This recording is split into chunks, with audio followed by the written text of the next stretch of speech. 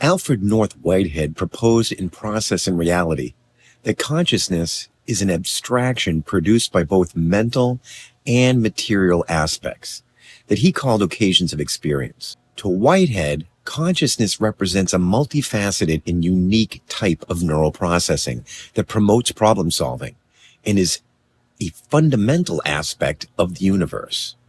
Whitehead's theory, while not the first well-reasoned investigation of consciousness, and certainly not the last, his forms a sort of scientific root for an entire branch of consciousness study that stands in opposition to the big idea that there is a split or a division between ontology, which is the study of the nature of the universe, and epistemology, which is the study of how we gain knowledge about the universe.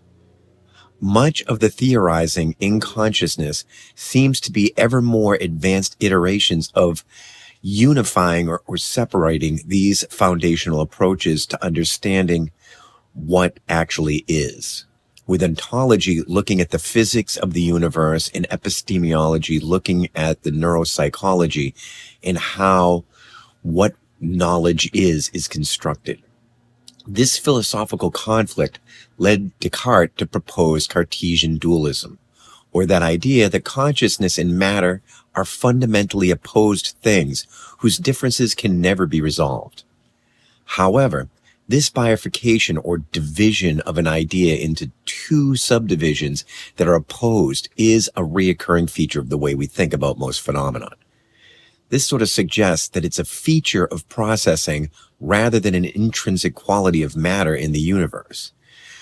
While there has been renewed interest in unifying consciousness with material physics, modern philosophers continue to be divided on questions of consciousness, with some suggesting that consciousness evolves from biological systems and emerges out of complex physical interactions, while others feel it is more inherent in the movement of information itself. For example, physicist Max Tegmark proposed that there is a fundamental mathematical quality to the universe, and consciousness is simply what math feels like in physical action.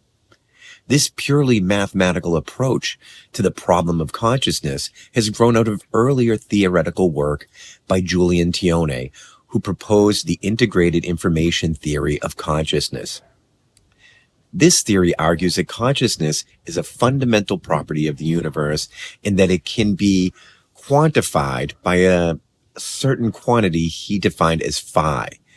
This theory predicts that the more phi a system has, the more consciousness it has in it, and that phi can be used to distinguish conscious from non-conscious systems.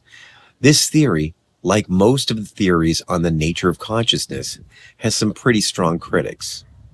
Another theory of consciousness, proposed by Roger Penrose and Stuart Hameroff, has proposed that we are somehow mechanically exploiting quantum-level physical properties through the use of exceedingly small subcellular structures called microtubules, which may be involved in how sensory neurons use quantum mechanical properties to produce conscious perception.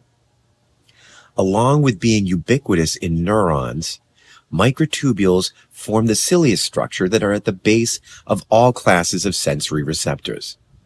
They also orchestrate the division of genetic material during mitosis, and there is actually building evidence that these quantum mechanical properties may be more involved in biological processes than previously appreciated.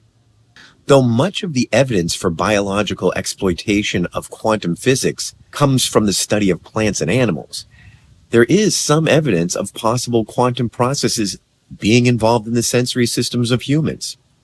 Along with the classically understood lock and key molecular mechanisms, it's been proposed that human sense of smell also uses some quantum properties.